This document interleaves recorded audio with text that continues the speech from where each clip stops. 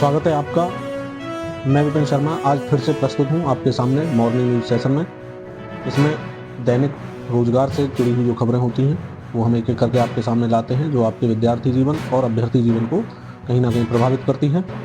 तो पहली खबर है, यूपी की बिजली व्यवस्था निजी हाथों में दी जाएगी। तैयारी हो चुकी है 1.1 लाख करोड़ के घाटे वाली बिजली कंपनियों को उबारने का प्रयास।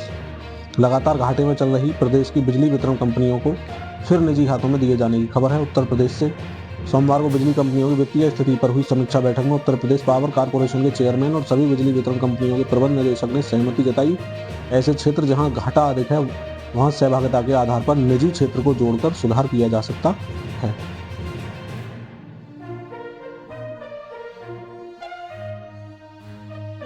1 लाख युवाओं को हर साल विदेश में नौकरी दिलाने की तैयारी है। विदेश में नौकरियों के अनुरूप युवाओं को किया जाएगा प्रशिक्षित। रोजगार मिशन के तहत यूपी सरकार ने युवाओं के लिए बड़ी पहल की है। श्रम व सेवायोजन विभाग युवाओं को विदेश में नौकरी दिलाने के लिए काम कर रहा है। इसके लिए डाटा तैयार किया जा रहा है। दूसरे देशों की मांग के अनुरूप वर्कफोर्स तैयार की जाएगी। इस रणनीति के तहत सालाना 1 लाख युवाओं को विदेश में नौकरी के लिए तैयार किया जाएगा। इसके लिए 10 करोड़ का बजट मिल चुका है। जल्द ही रूपरेखा भी जारी कर दी जाएगी। प्रशिक्षण से नौकरी दिलाने तक का जिम्मा।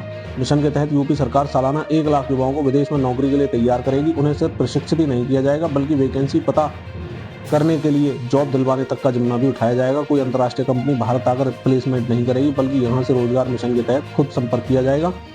सूत्र ने बताया कि प्रदेश में युवाओं को लेकर सरकार बेहद ही गंभीर है। सिविल, मैकेनिकल, इलेक्ट्रिकल, हस्तशिल्प, हॉस्पिटैलिटी सेक्टर में विदेश में रोजगार के अपार अवसर हैं। उनके मुताबिक इजराइल में प्रदेश के युवाओं की भारी मांग से नया रास्ता खुला है। इजराइल जैसे देश के दोबारा आने से साफ हो गया है कि यहाँ की वर्कफोर्स में काबिलियत है। शिक्षक बने शिक्षा मित्रों के लिए बहुत अच्छी खबर है। शिक्षक बने शिक्षा मित्रों को मिल सकती है पुरानी पेंशन। बेसिक शिक्षा परिषद के प्राथमिक स्कूलों में सहायक अध्यापक बने शिक्षा मित्रों को भी पुरानी पेंशन का लाभ मिल सकता है। 1 अप्रैल 2005 से पूर्व विज्ञापित और उसके बाद नियुक्त शिक्षकों और कर्मचारियों को पुरानी पेंशन का विकल्प देने के प्रदेश सरकार के फैसले के बाद रमेश चंद्र और 166 अन्य की ओर से हाईकोर्ट में याचिका दायर की गई थी। शिक्षा मित्रों का तर्क है कि उनका चयन भी अप्रैल 2005 से पहले निकले विज्ञापन के आधार पर हुआ था। उसके बाद टीईटी, बाद में सहायक अध्यापक भर्ती परीक्षा पास करने के बाद सहायक अध्यापक के पद पर नियमित नियुक्ति हुई। लिहाजा पूर्व में की गई उनकी सेवाओं को जोड़ते हुए उन्हें भी पुरानी पेंशन का लाभ दिया जाए। इस मामले की सुनवाई के दौरान 19 नवंबर को हाईकोर्ट ने बेसिक शिक्षा परिषद के सचिव सुरेंद्र कुमार तिवारी को निर्देशित किया है कि शिक्षा मित्र के रूप में सेवा जोड़ने के संबंध में प्रत्यावेदन निस्तारण जो है प्राथमिकता के आधार पर 3 महीने में किया जाएगा। सुप्रीम कोर्ट हाई कोर्ट के आदेशों में स्पष्ट कहा है 28 मार्च 2000 पहले से संविदा पर कार्यरत ऐसे कर्मचारी जो बाद में स्थायी पद पर चयनित हुए हैं उन्हें संविदा जो सेवा है पुरानी जोड़कर पेंशन दी जाएगी। जूनियर एडेड भर्ती के लिए मुख्यमंत्री से गुहार लगाई है। मुख्यमंत्री माननीय योगी आदित्यनाथ जी ने आश्वासन भी दिया है। प्रदेश के शासकीय सहायता प्राप्त जूनियर हाई स्कूलों में शिक्षक भर्ती के अभ्यर्थियों ने सोमवार को मुख्यमंत्री योगी आदित्यनाथ से गोरखपुर में जनता दरबार में मुलाकात कर नियुक्ति की गुहार लगाई है। भर्ती कौन सी है? भर्ती जूनियर वाली है, एडेड स्कूलों में जो हुई थी। भर्ती का विज्ञापन 2021 में आया था, जिसकी परीक्षा अक्टूबर 2021 में हुई। परिणाम जो था नवंबर 2021 में आया। उसके बाद आपत्तियों के निस्तारण के लिए अभ्यर्थियों से प्रत्यावेदन मांगे गए, जिनमें लगभग 500 अभ्यर्थियों के प्रत्यावेदन में से 132 सही पाए गए। इसके सुधार के लिए शासन ने एक समिति गठित की और सभी OMR सीट का पुनः मूल्यांकन हुआ, जिसके कारण लगभग 3200 अभ्यर्थी और फेल हो गए और दोबारा फेल अभ्यर्थी कोर्ट चले गए।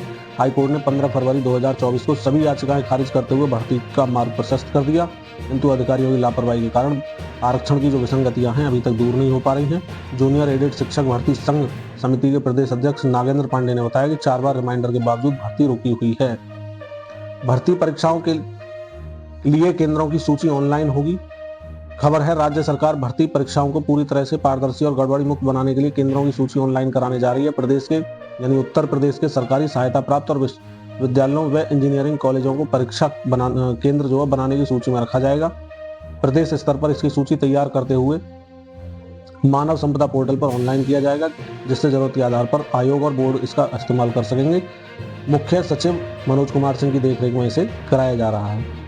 यूपी लोक सेवा आयोग को PCS भर्ती के लिए परीक्षा करानी है। इस भर्ती के लिए 5,76,154 अभ्यर्थियों को परीक्षा देनी है। लोक सेवा आयोग ने इसके लिए प्रदेश के 41 जिलों में केंद्र बनाया था, जिसके चलते परीक्षा 2 दिनों में कराने के आदेश पर अभ्यर्थियों ने खूब हंगामा भी किया था। आपको याद होगा। प्राकृतिक कृषि को मिलेगा प्रोत्साहन, बिना उर्वरक खेती करेंगे किसान। 2481 करोड़ रुपए से राष्ट्रीय प्राकृतिक खेती मिशन की शुरुआत हो चुकी है।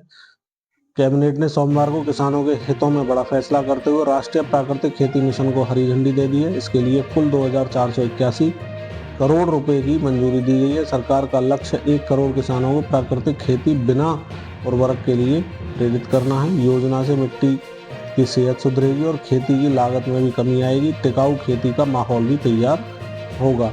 पेपरलेस और ऑनलाइन होगी पैन कार्ड की अब मौजूदा प्रणाली जो है।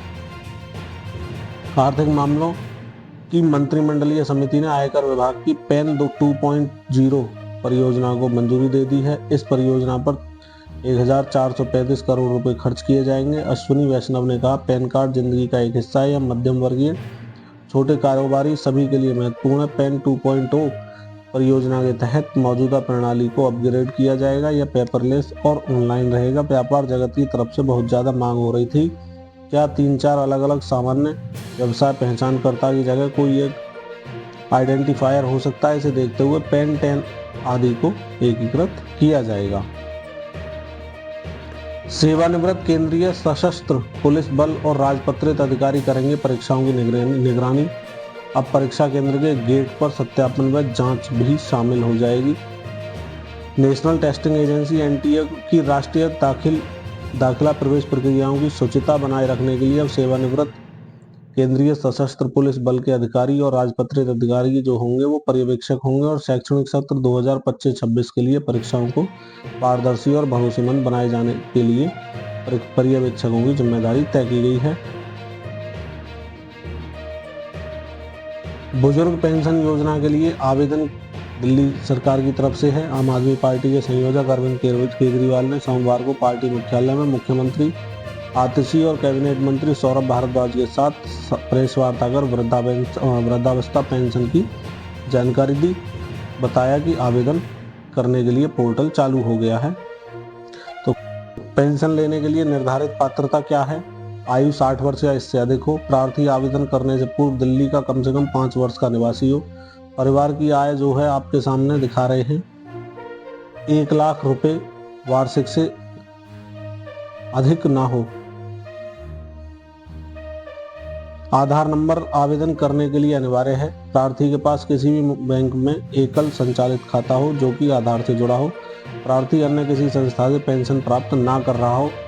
यदि प्रार्थी उक्त योजना के अंतर्गत निर्धारित पात्रता को पूर्ण करते हैं तो ऑनलाइन ई डिस्ट्रिक्ट पोर्टल है, इस पर आवेदन कर सकते हैं। आवेदन के लिए किसी प्रकार की भी पूछताछ या सहायता के लिए प्रार्थी संबंधित जिला समाज कल्याण कार्यालय में संपर्क कर सकते हैं। संबंधित समाज कल्याण कार्यालयों के नाम व पते की जो विभागीय सूची है social.welfare.delhi.gov.in पर भी उपलब्ध है। आवश्यक जो दस्तावेज होंगे, प्रार्थी का आधार कार्ड, आवास संबंधी दस्तावेज जो कि आपका वर्तमान पता दिखाता हो, बैंक में एकल संचालित खाता जो कि आधार से जुड़ा हुआ हो, स्वयं प्रमाणित आय घोषणा, अनुसूचित जाति जनजाति एवं अल्पसंख्यक प्रमाण यदि लागू होता हो तो। आगे क्रिकेट से बहुत अच्छी खबर आई है। भारत ने रचा इतिहास, पर्थ में मिली सबसे बड़ी जीत, 295 रन से हराया ऑस्ट्रेलिया को पहले टेस्ट मैच में। बॉर्डर गावस्कर ट्रॉफी, 8 विकेट लेने वाले बुमराह बने मैन ऑफ द मैच। पिछला रिकॉर्ड 1977 में बना था जब मेलबर्न में 222 रन से जीते थे। भारत ने सोमवार को ऑस्ट्रेलिया को बॉर्डर गावस्कर ट्रॉफी के पहले टेस्ट के चौथे दिन 295 रन से हरा दिया। 5 मैचों की श्रृंखला में भारत को 1-0 से बढ़त मिल चुकी है। मेजबान टीम 534 के विशाल लक्ष्य को आगे दूसरी पारी में 238 रन पर ही ढेर हो गई। रनों के लिहाज से यह ऑस्ट्रेलियाई धरती पर भारत की सबसे बड़ी जीत है। पिछला रिकॉर्ड इसे बता चुके हैं 1977 में बना था, अब ये जब मेलबर्न में 222 रन से जीते थे। बादाम खाने से दूर होगी व्यायाम से होने वाली थकान। 1 से 2 दिन में दर्द की तकलीफ में महसूस की जा सकती है 33 से 37% तक की राहत। तो प्रतिदिन 60 ग्राम बादाम के सेवन से मिलता है फायदा। बादाम या अन्य मेवे में मौजूद पोषक तत्वों और उसके औषधीय गुणों का अध्ययन करने से पता चला है कि नियमित रूप से बादाम खाने से व्यायाम से होने वाली मांसपेशियों की थकान और दर्द से मिलने वाली राहत में मदद मिल सकती है। अमेरिका स्थित सैन डिएगो स्टेट यूनिवर्सिटी के वैज्ञानिकों द्वारा इस अध्ययन को किया गया है। ICSCE की बोर्ड परीक्षाएं 13 फरवरी से होंगी।